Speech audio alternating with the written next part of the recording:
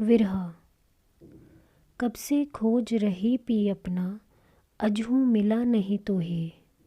पीव वियोग से सूजे नैना, मन का चैन नहीं तोहे। हे मूर्ख सजनी, अब तुझे कैसे समझाऊं। तू ना जाने कौन से जन्म से अपने पति परमेश्वर की खोज में लगी है। क्या अब तक तुझे तेरे पिया मिले भी? इस तरह वह तुझे कभी मिलने वाले भी नहीं, क्योंकि तेरे प्रयत्न में गंभीरता का सदैव अभाव रहा है। तू कभी जगत की ओर लुढ़क जाती है तो कभी पिया की ओर उन्मुख हो जाती है।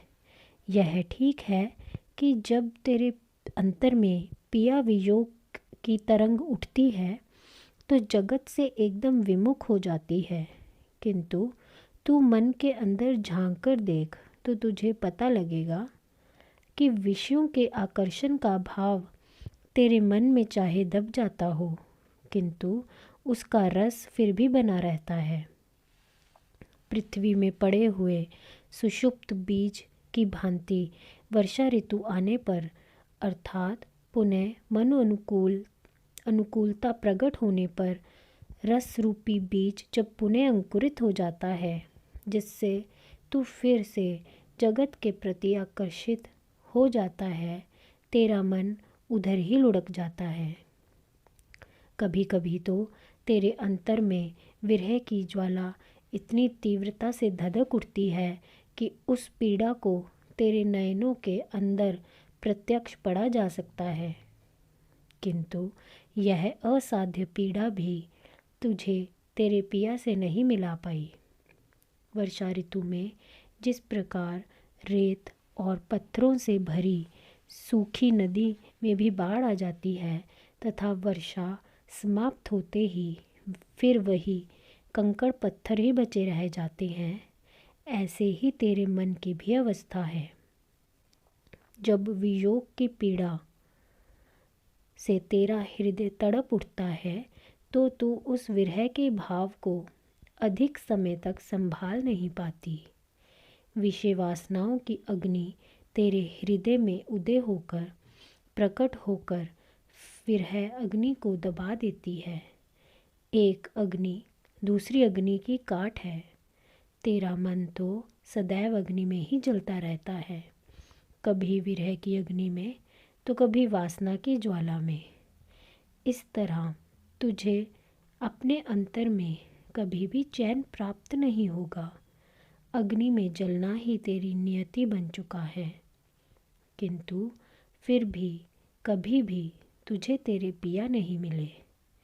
कभी तो तू वियोग के उच्च आकाश में रमन करने लगती है, तो कभी विषय रूपी माया के अंधकार में अपने आप को डुबो देती है। कितनी सजनी खोजन निकली, चिता जली मार्ग ही। प्रेम नहीं था पाका उनका, काचा प्रेम न पाए ओहे। संसार जब से प्रकट हुआ है, तेरे समान ना जाने कितनी सजनियाँ पिया की खोज में भटकती फिरती आ रही हैं, किंतु उनमें से कितने अपने प्राप्तव्य को प्राप्त कर पाईं। अधिकांश की तो मार्ग में ही चिता जल गई, अर्थात वह अध्यात्म की उन्नति के मार्ग में पतित होकर जगत में ही विलीन हो गई। उर्दू के किसी कवि ने कितना ठीक कहा है कि सुना है कि शहरे इश्क के गिर्द मज़ारे ही मज़ारे हो गई हैं। प्रेम नगरिया में प्रवेश पाने के लिए ना जाने कितने जीव प्रयत्नशील होते हैं, किंतु नगर के बाहर ही उनकी कब्रें बन जाती हैं। इस तरह प्रेम नगरी के आसपास एक बहुत बड़ा कब्रिस्तान बन चुका है, क्योंकि उन प्रेमियों का प्रेम पाका नहीं काचा था। उनका वैराग्य तीव्र, प्रेमपूर्वक एवं ज्ञान के युक्त नहीं था। वह केवल क्षणिक वैराग्य था, जिससे वह अधिक देर ठहर नहीं पाया और उनकी कब्र नगर से बाहर ही बन गई। उनको प्रवेश मिला ही नहीं। अशुद्ध हृदय में प्रेम का भाव हृदय को थोड़ा आलोकित करता भी है तो शीघ्र ही माया का अंधकार आकर पुनः उसे अपने अंतर में निगल जाता है। कब्र बन जाने का अर्थ यह है कि प्रेमी भक्त अपने प्रभु की ओर से सदैव के लिए उदासीन होकर विषयों में ही रम जाता है। उनका प्रेम ऐसा ही प्रेम था। काचा प्रेम कभी भी प्रियतम की प्राप्ति नहीं करवा सकता, क्योंकि उसका अपना आधार होता ही नहीं। वह निराधार जीव नींव के ऊपर प्रेम रूपी महल खड़ा नहीं किया जा सकता। जैसे कि हम ऊपर बार बार कह आए हैं कि मन जीव को धोखा देने से बाज नहीं आता, और वह बाज आए भी क्यों?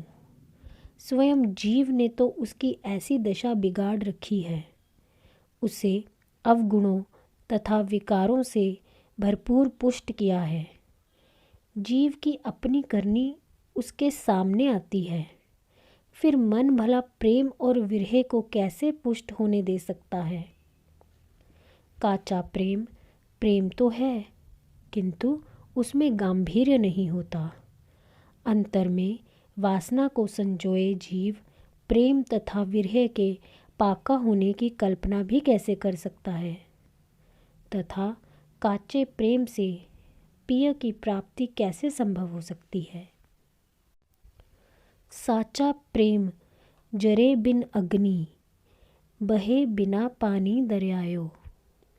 जब लो पीव दर्श न होवे, रहत जलावत प्रेम है वो ही।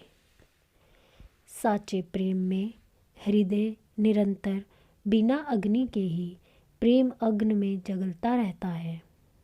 उसके प्रेम का प्रवाह उसकी चित्त रूपी नदी में बिना जल के ही प्रवाहित होता रहता है।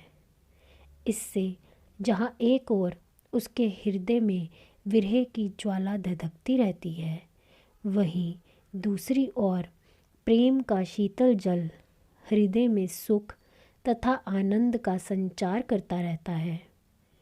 जब तक भक्त को प्रियतम के दर्शन प्राप्त नहीं हो जाते, तब तक विरह अग्नि निरंतर जलती ही रहती है। ऐसे प्रेम का भेद कोई प्रेमी ही समझ सकता है। बेचारा संसारी तो मिथ्या प्रेम को ही प्रेम समझा बैठा है। वह प्रेम के नाम पर मोह को पाले बैठा है। भक्त को तो जगत सुख चाहिए ही नहीं, उनको तो वह विष के समान समझता है, जो सदैव दुख रूप ही है। भक्त सच्चे प्रेम में सदैव जलते रहने में ही सुख का अनुभव करता है।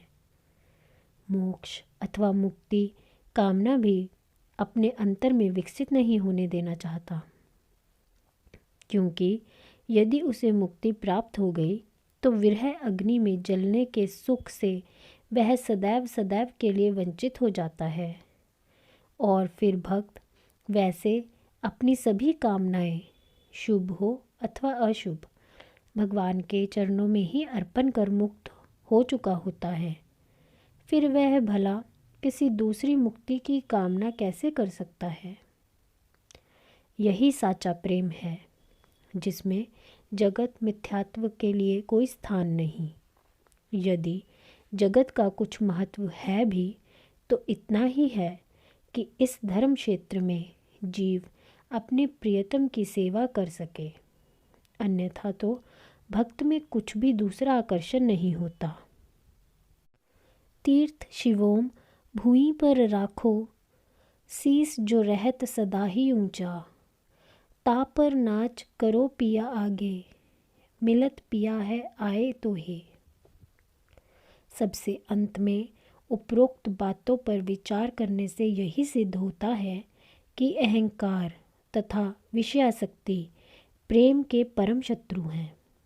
अपने सर को काटकर भूमि पर रख देने का अर्थ ही यही है कि अपने अहंकार को प्रभु चरणों में डाल दिया जाए।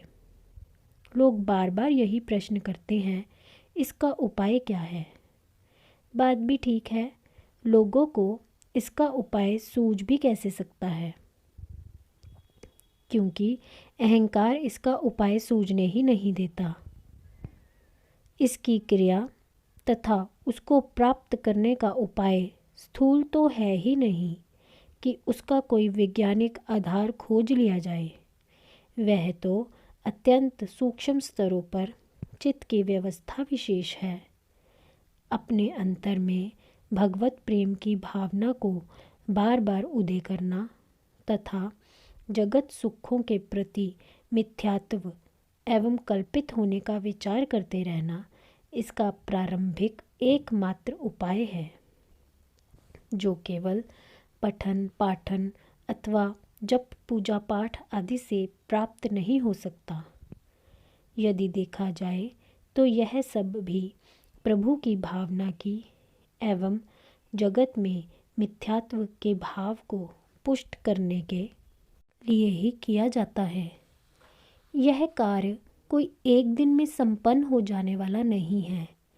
अतः भक्त को बड़े धैर्यपूर्वक निरंतर श्रद्धा, विश्वास एवं प्रेम का प्रभाव बनाए रखने के लिए हर समय अपने पर आरूढ़ बने रहने की आवश्यकता है।